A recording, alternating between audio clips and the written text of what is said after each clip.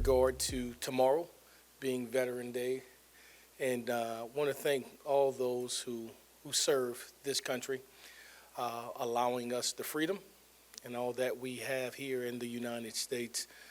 Without them and their sacrifices, we wouldn't be the country that we are. So very grateful to all of our military enlistees of the past and those that are current. All right. With that being said, as we turn the page from Alabama, you know, there were some things that I stood before you and I asked of our team and said that we would do in regard to physicality, toughness, never say die mentality. I think our team displayed that throughout the game. I thought that they went into the game with anticipation of winning. I think they believed they could win all the way until there was no time left on the clock. I thought we started fast. You know, our defense goes out and plays the style of play that we desire, that have been the standard here for so long. We get them in a second and third situation, give up a yard or two, get them in a 3rd and 1 situation, we stuff them. Get them in a 4th and 1 situation, we stuff them. So from a kickoff coverage unit that didn't let it get outside the 25 special teams to a defense that goes out and plays stellar and goes 4 and out with 3 downs of playing 2 or less, I thought was fantastic by our defensive unit. The offense gets the ball, and we march it down the field. We get the ball into the red zone area and give ourselves an opportunity to get points on the board. And we don't convert, but pleased with the drive. And, okay, we could do this. We're in a good rhythm. We're in a good place. Defense comes back out, plays spectacular again. We get an opportunity on 3rd and 6. We pick up about 12 to 15. And the ball comes loose. And so we give the opponent a short field where they go up 3-0. We go back and forth, and we get to the back end of the half with the score being a touchdown or a possession away. It's 10-3 with 2 minutes and 28 seconds left. And so here's what happens.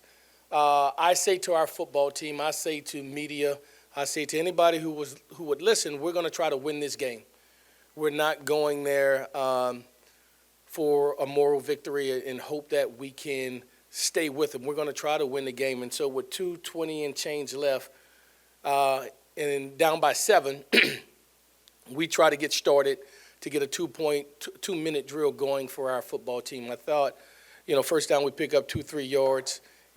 Second down, I thought we had a good call. We didn't convert. Third down, I think we got even a better call. They're exactly where we thought they would be. It's the exact defensive call we anticipated, and we don't convert there, unfortunately. And so we punt the ball away to the -34. We flip the field for our opponent, who now has 56 seconds left with no timeouts, and feel confident that we could keep them on that side of the field. They come down and they get points, and so now we go into halftime with the score as such. Here's what we say to our football team when I stood before them. We're going to get the ball back as an offense. We're going to march down the field, and we're going to get points. That's going to happen, all right?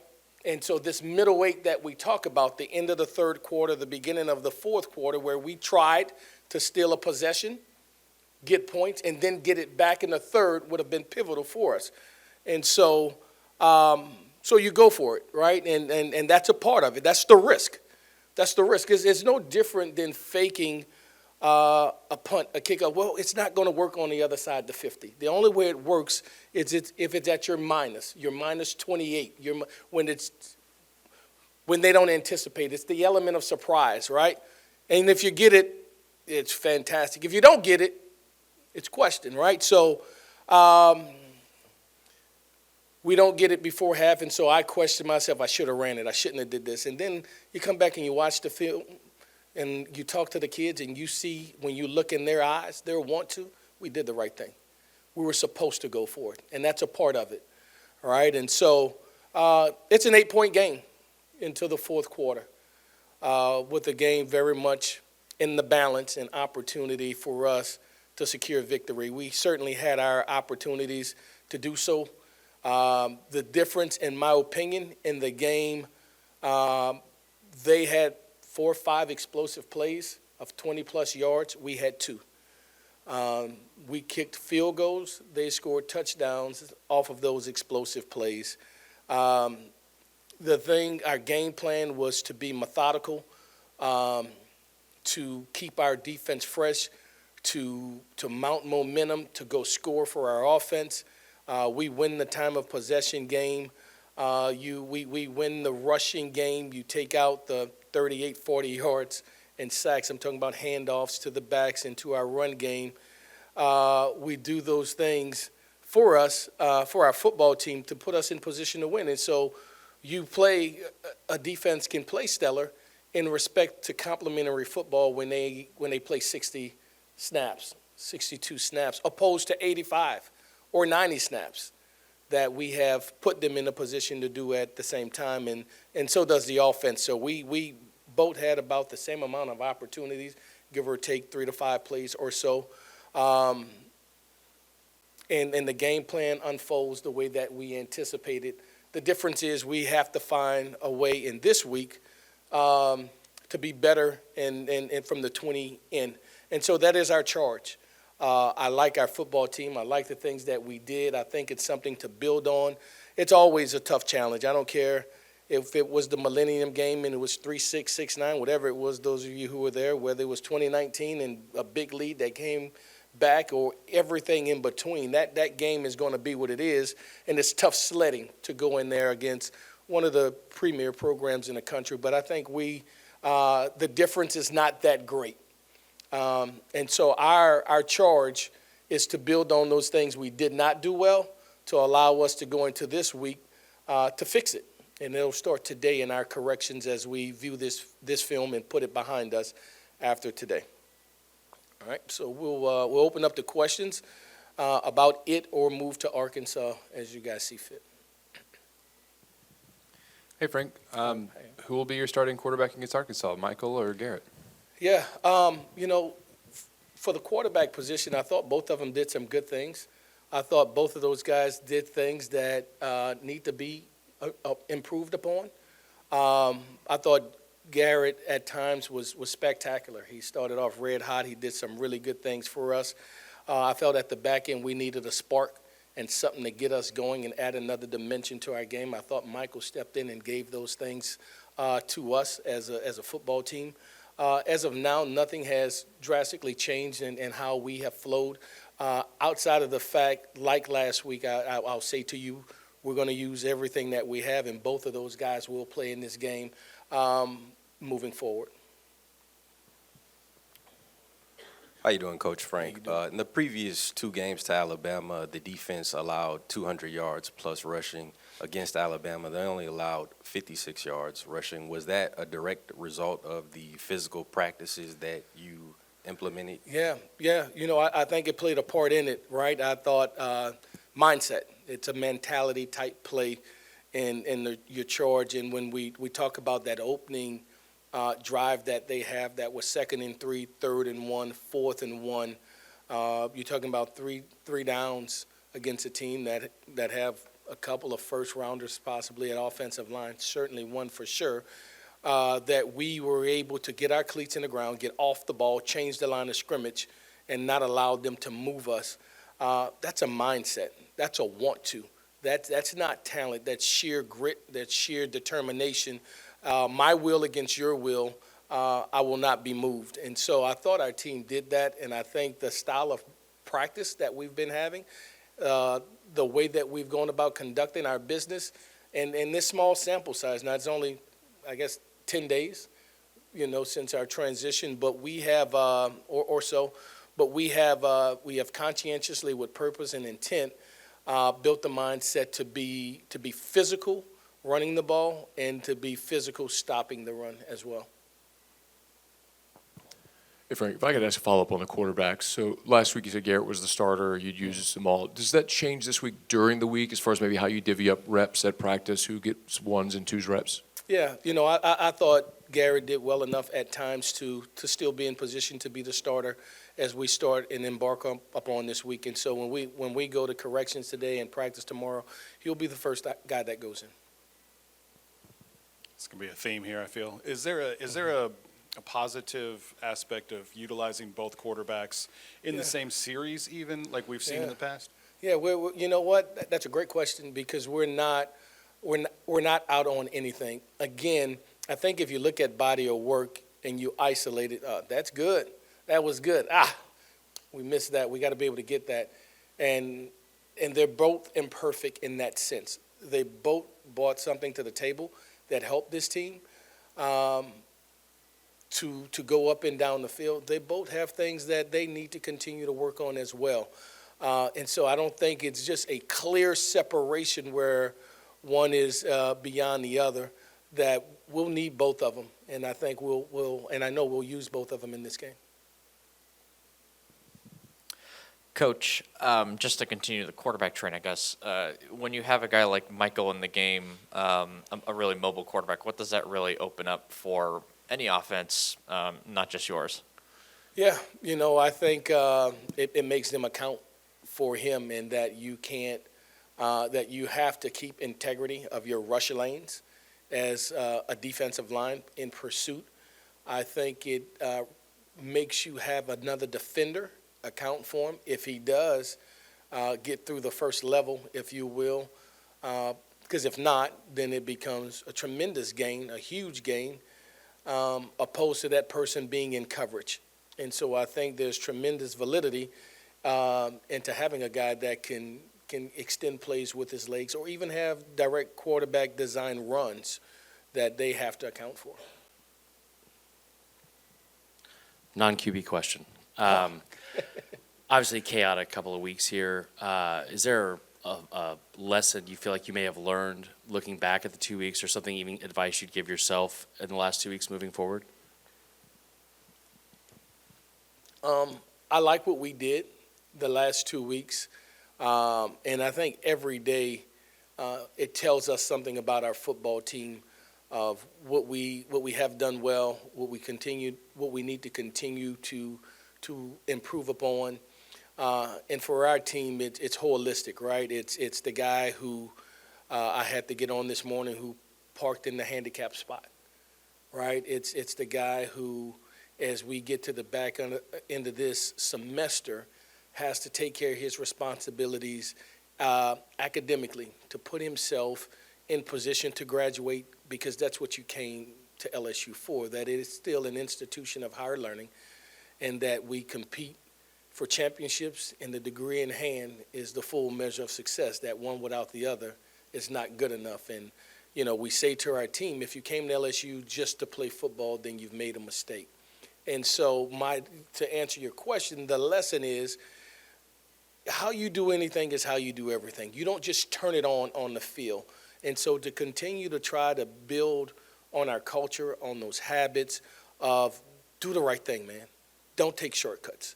And if you find yourself looking over your shoulder before you do something, you probably shouldn't be doing it.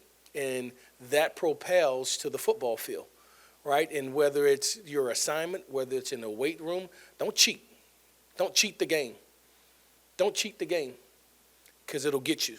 It'll get you when it gets you, right? And you'll be disappointed at that time. And so for me, and the lessons that are daily, is the continuous process of building our football team to build habits that we have, of seeds that we've planted that come to fruition.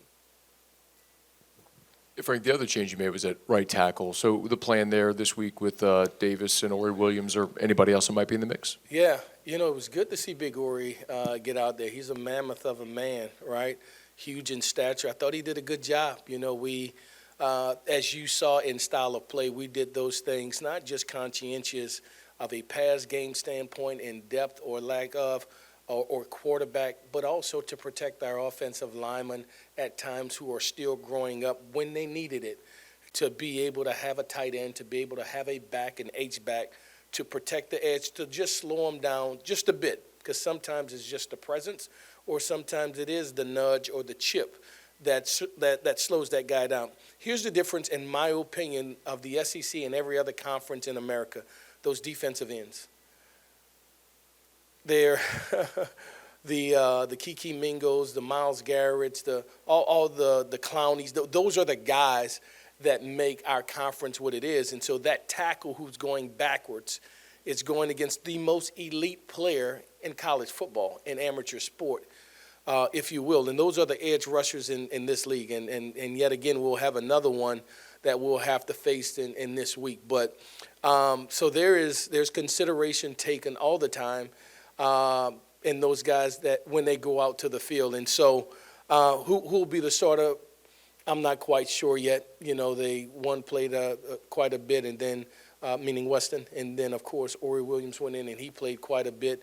They both did some really good things. They both did some things that still we need to build upon, but we haven't made a decision just yet on that. You saying that triggered something in my head. Rewatching the game last night, backside pursuit got you guys a lot, I guess. Just, is there anything you can do in getting that off faster to get away from that? Or is that kind of the risk you run when you're running those kinds of plays? Well, you're talking run game or pass game? Yeah, and so they run the heel line, right? And so, and that's a unique skill set to turn your toe to get flat where a guy like myself or maybe one of you, it'll take us, we'll have to run a curve to go around. Those guys can turn their toe immediately and go flat down the line of scrimmage and make up the distance like that. And so, we'll have some things schematically to slow down the backside guys that respectfully, I won't say now, but we'll have some things in place to temper him so he's not a bat out of hell and just running us down. Frank, for a play caller, your opinion, is it easier to call the second game than maybe the first? Does it take a little adjustment to your guys and learning the skill set and what they can and can't do? I think it does. I think it does. It's something as simple for me. Talk up. I can't hear you, because they're monotone. Then they talk up, and you ain't got to be that loud. Slow down. And so we're learning all those dynamics within in real time. The acoustics of the stadium, and it's reverberating, and he can't hear, but he could hear, or the mic goes out. Signal it from the sideline, right? So he has the green dot, of course, the quarterback. The coordinator's talking to him, and he can't hear. We have technical malfunctions that happen, all right? So you got to go from calling it to signaling it, all right, in length, in real time. And so those things happen sometimes, and for the fan or for the media, like, oh, are you kidding me? Get the play in. Well, he can't hear. But we can't explain to you he can't hear. We just got to do what we have to do. And so we'll do some things. And so a lesson learned that if we do have a malfunction, we'll make sure that, we're wristbanding some things, not just signaling it to get it in that much faster. And so they're growing, and our quarterbacks had not worn wristbands or done things to help them. And so we learn, you're ever learning, what's the issue? And so my responsibility in game management and of our team is to troubleshoot the issues. So if that was an issue, if it happened again and you had to signal the shift, the formation, the play, and the protection, just how about go wristband one? Done. Instead of all of that. And so those are the things that we're trying to do to benefit our team, to help us play faster. Coach, early in the game, you did some bootleg stuff with Garrett, maybe some stuff you hadn't done in the past. You obviously can't put a new offense in 2 weeks, so how much can you add that's new, but then, hey, we got to run the stuff we've been running also? Yeah, he point well made, and thanks for putting that in perspective, Jock. I think there's, he enjoys those things when it comes to waggles and boots and nakeds, and he thrives on them. And it allows him to naturally, in style of play, throw on a run, which is a little different than drop back and then scramble, because it's a part of, I believe, his repertoire. He can do those things naturally, and it happens. It flows for him. He's done it, as he says to me, I've been doing that since I came out the womb. You know, he said that to me, and I said, okay, I like that, right? And so we'll continue to do whatever it is to benefit Garrett, to benefit Mike, to play to their strengths. Rick, Nick Anderson, what's the latest on him and his knee, and then also where's Witt going into this week? So Nick Anderson first. Positive. You know, we're really worried on the sideline that it could be something long-term. It is not. It does not require procedure. And so we're day by day in a rehabilitation preventative manner with him to get him along the way. I don't know if he'll be ready this morning. He came in, of course, yesterday, Sunday, and again today. We'll continue to monitor it to see. Probably about Wednesday we'll have a real idea of if he'll be up for this game or the next, and moving beyond. What else you asked me about?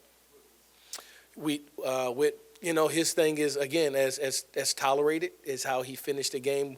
Once we got out there, and we're in Tuscaloosa, and the juices are flowing. He's like, Coach, I can go.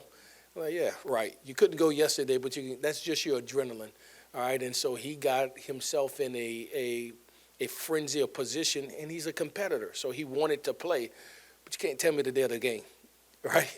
And so we'll see. We'll see how it goes. I'm uncertain right now, probably hopeful without medically using the term doubtful or whatever. But he was in great spirits. He's eager. He wants to be back out there, but we won't put him out there until he can protect himself and play at the level that allows him to be elite.